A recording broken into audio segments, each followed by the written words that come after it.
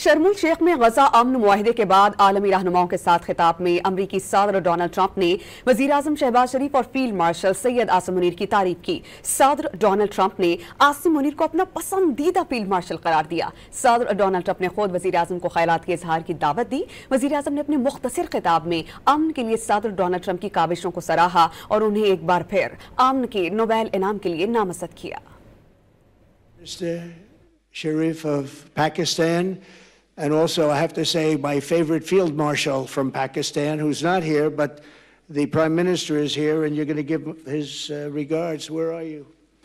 There you go. Thank you very much. Do you want to say what you said to me the other day?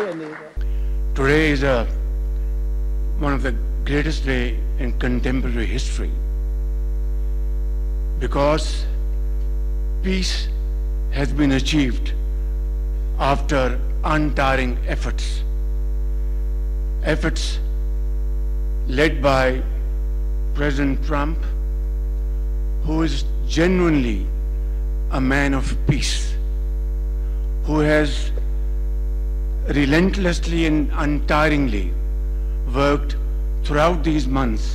Today again I would like to nominate this great president for Nobel Peace Prize.